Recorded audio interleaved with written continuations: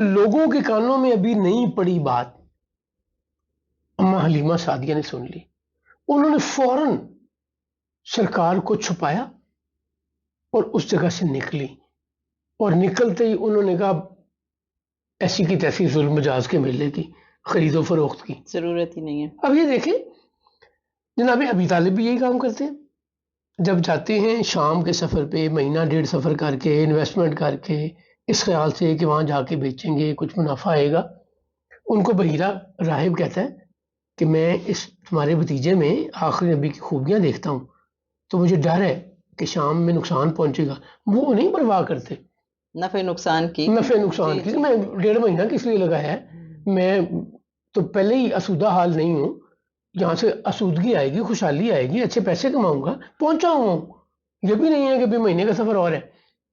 وہ کہتے ہیں ساری چیزیں ادھر گئی نہیں، وہ پھر وہی بات ہے نا،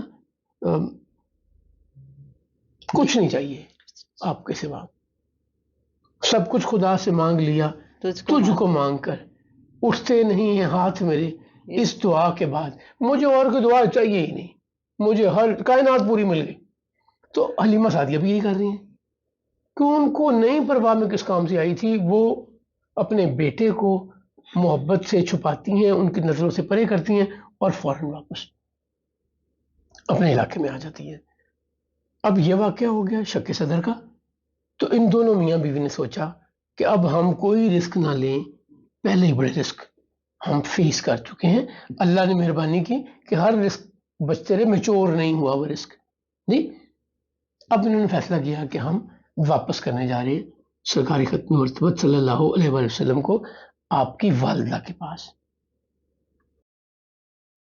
جی رخسانہ لاسٹ پچھلے نشست میں آپ بات کرنی تھی شک صدر کی۔ جی پہلے تو شک صدر کا مطلب ہمیں سمجھنا چاہیے، صدر سینہ، شک کاٹنا یا کھلنا، جیسے شق القمر رسول اللہ نے 2 ٹکڑے چاند کو جب کیا تو اسے شق القمر کہا جاتا ہے۔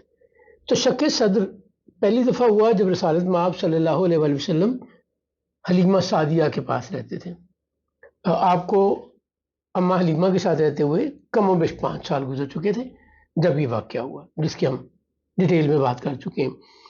یہی واقعہ دوبارہ ہوا جب معراج النبی صلی اللہ علیہ وسلم کا واقعہ پیش آیا، جبریل امین آئے جی رسول اللہ صلی اللہ علیہ وسلم کو پہلے بیت اللہ سے فلسطین جہاں پہ بیت المقدس سے آسمانوں پہ پہلا آسمان 7ویں آسمان تک، 7ویں آسمان سے سدرۃ المنتہا تک۔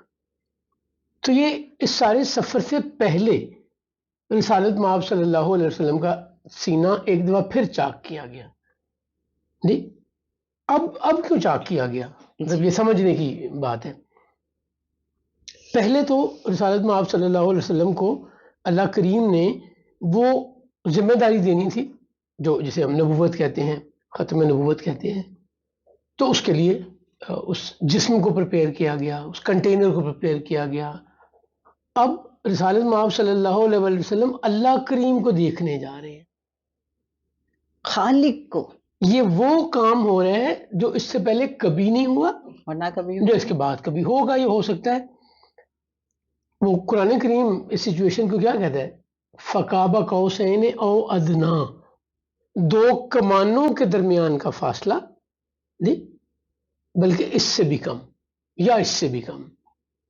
اب یہ 2 کمانوں کا ایک تو جو بتاتے ہیں محققین مورخین، یہ عرب میں رواج تھا اپنی تعلق دوستی محبت دکھانے کے لیے اپنی اپنی کمان کو یوں ملاتے تھے، یعنی یوں ملاتے تھے اپنی اپنی کمان کو، اور وہ یہ اسٹیبلش کرتے تھے آج سے ہم ایک ہیں، ہماری دوستی ہماری دشمنی ہمارا نقصان ہمارا فائدہ ایک ہے، یکجان 2 کالم ہیں۔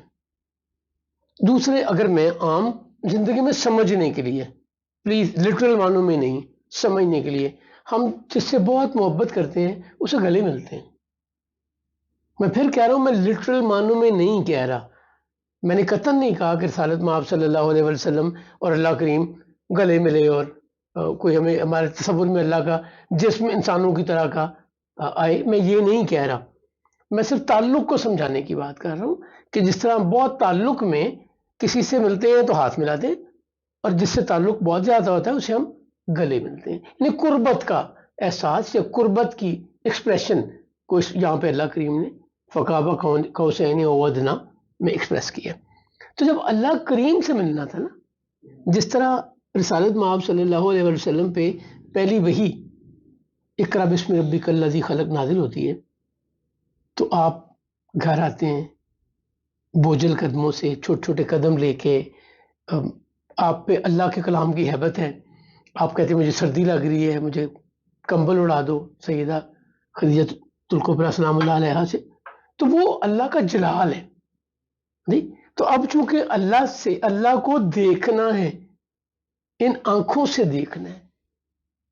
موسیٰ علیہ السلام فرماتے ہیں ربی ارنی، اے اللہ میں تجھے دیکھنا چاہتا ہوں، اور اللہ جواب فرماتا آتا ہے ہے ہاں تو نہیں لن دیکھ سکتے۔ ترانی، تم نہیں دیکھ سکتے، اور سرکار تو بلایا جاتا ہے بلایا جی، گیا ہے، یہ اور دیکھیے عرش معلیٰ پہ سدرۃ المنتہا پہ جا کے جبریل کہتے ہیں کہ اس کے بعد اگر میں نے ایک بھی قدم اٹھایا تو میرے پر جل جائیں گے، جلتے ہیں جبرائیل کے پر جس جس مقام پر اس کی حقیقتوں کے شناسہ تم ہی تو ہو۔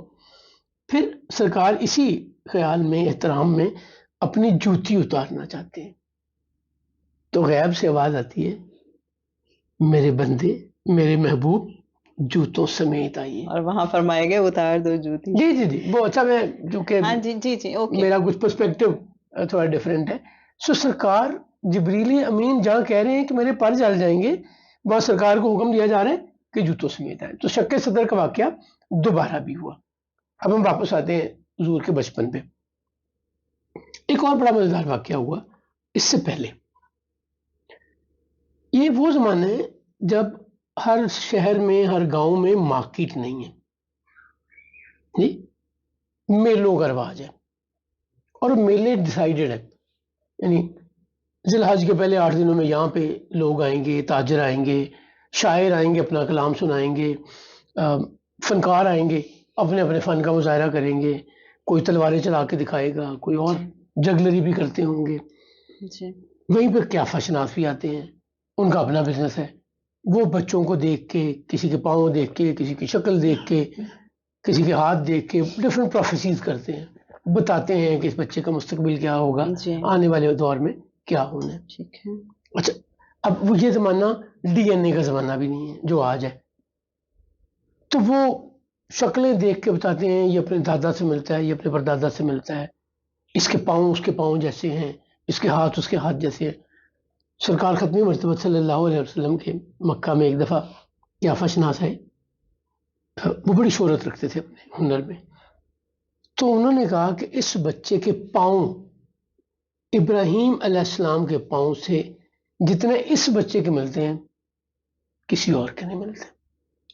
جی سرکار فرماتے ہیں جب آپ نے اپنے صاحبزادے کا نام، بیٹے کا نام ابراہیم رکھا، ماریا قبطیہ سے جو صاحبزادے پیدا ہوئے، سرکار فرماتے ہیں میں نے اس کا نام اپنے والد کے نام پہ رکھا، ابراہیم رکھا ہے، جبکہ لٹرلی اگر آپ دیکھیں تو والد عبداللہ ہے، جد امجد عبد المطلب ہے، جی ہاشم ہے، عبد مناف ہے، قصی، کلاب، مرہ، جتنا پیچھے چلتے جائیں، یہ تو کوئی 60ویں پشت پہ جا کے 62ویں پشت پہ جا کے والد ہے، لیکن چونکہ عزت کا مقام ہوتا ہے تو وہ بھی بیٹا کہتے ہیں۔ جی جی میری اولاد میں ایک بیٹا، ایک نبی بھیج، اللہ کریم سے دعا مانگتے ہیں، تو یہ اپنے والد کہہ رہی ہے جناب ابراہیم علیہ السلام کو۔ اچھا یہاں میرا خیال ہم تھوڑا سا اور ہائی لائٹ کر دیتے ہیں کہ آقا صلی اللہ علیہ وآلہ وسلم کے 3 صاحبزادے جناب قاسم، جناب عبداللہ جن کا لقب طیب و طاہر بھی ہے، اور جناب ابراہیم، تو جناب عبداللہ کا نام اپنے والد صاحب کے نام پہ رکھا کریم آقا صلی اللہ علیہ وآلہ وسلم نے، اور اب جناب ابراہیم کا رکھا اپنے جد امجد پہ۔ اب سرکار کا گین ایک اور فرمان ہے کہ جس نے ابراہیم کو دیکھنا ہو وہ مجھے دیکھ لے، یعنی ابراہیم علیہ السلام اور سرکار ایک جیسی شکل و شباہت اور جسامت کے مالک ہیں. اچھا تو اب یہ دیکھیں آگے سلسلہ یہ حضرت امام حسن اور حسین کے ریفرنس سے. جی جی ان کے بارے میں سرکار یہی فرماتے ہیں جی کہ جس نے دیکھنا ہو سبحان تو میرے اللہ. بیٹوں کو دیکھ لے. نہیں اچھا ونس اگین یہ وہ نعمتیں وہ رحمتیں ہیں جو پہلے سے بھی چلی آ رہی ہیں جو آگے بھی چلتی ہیں. نہیں سو واپس ہم اپنی پوائنٹ پہ آ جائیں. جی میلے لگتے ہیں ان میلوں میں لوگ ایک تو یہ جگلری شاعری سننے خرید و فروخت کرنے وہ سارا centre of activities and trade وہ میلے. تو بنو سعد کے قریب ذو المجاز ایک جگہ ہے جہاں پہ میلے لگتے ہیں. ذو المجاز. ذو المجاز جی. ذل دو کے لیے استعمال ہوتا ہے ذو النورین. اما حلیمہ سعدیہ ایک دفعہ نبی کریم صلی اللہ علیہ وسلم کو اپنے ساتھ ذو المجاز کے میلے میں لے جاتی ہیں. اچھا جی اب مجھے نہیں پتا وہ میلہ دکھانے کے لیے لے کے گئی ہیں یا اپنی کسی ضرورت کے لیے لے کے گئی ہیں. کچھ خریدنا تھا کپڑے خریدتے ہوں گے لوگ برتن خریدتے ہوں گے بے شمار چیزیں. میں نے کہا نا آج تو آپ یہاں سے نکلے لبرٹی چلے گئے نارکلی چلے گئے کسی اور مارکیٹ چلے گئے اور چیزیں خرید لائے بلکہ آپ کے گھر کے قریب ڈپارٹمنٹل اسٹور ہے وہاں بھی سب کچھ مل جاتے ہیں. آج سے 30 سال پہلے ڈپارٹمنٹل اسٹورز نہیں تھے تو بہت اکا دکا تھے. 50 سال پیچھے چلے جائیں 70 سال پیچھے چلے جائیں تو مارکیٹ دور دور ہوتی تھی. یعنی آپ اگر یہ چیز خریدنی ہے تو فلانی مارکیٹ سے ملے گی. تو اب 1400 سال پیچھے چلے جائیں عرب کا کلچر صحرا خیموں میں رہنا سہولتوں کا نہ ہونا بہت گرمی ہونا اونٹوں پہ زندگی گزر رہی ہے. اتنی انڈسٹری بھی ڈیولپ نہیں ہے کمیونیکیشن بہت ہی آج کے مقابلے میں نہ ہونے کے برابر ہے. تو یا وہ کسی خرید و فروخت کے لیے گئی ہیں. وہاں پہ ایک یہودی کیا فشناس ہے یا عالم ہے دونوں میں سے ایک ہے. وہ رسالت مآب صلی اللہ علیہ وسلم کو دیکھتا ہے ایک جھلک دیکھتا ہے تو کہتا ہے یہودیوں بھاگو پکڑو اس بچے کو یہ تمہیں جڑ سے اکھاڑ کے پھینک دے گا. اچھا بازار میں شور ہے میلے میں شور ہے سو لوگوں کے کانوں میں ابھی نہیں پڑی بات. اما حلیمہ سعدیہ نے سن لی. انہوں نے فوراً سرکار کو چھپایا اور اس جگہ سے نکلی اور نکلتے ہی انہوں نے کہا ایسی کی تیسی ذو المجاز کے میلے کی خرید و فروخت کی ضرورت ہی نہیں ہے. اب یہ دیکھیں جناب ابی طالب بھی یہی کام کرتے ہیں. جب جاتے ہیں شام کے سفر پہ مہینہ ڈیڑھ سفر کر کے انویسٹمنٹ کر کے اس خیال سے کہ وہاں جا کے بیچیں گے کچھ منافع آئے گا. ان کو بحیرہ راہب کہتا ہے کہ میں اس تمہارے بھتیجے میں آخری نبی کی خوبیاں دیکھتا ہوں تو مجھے ڈر ہے کہ شام میں نقصان پہنچے گا.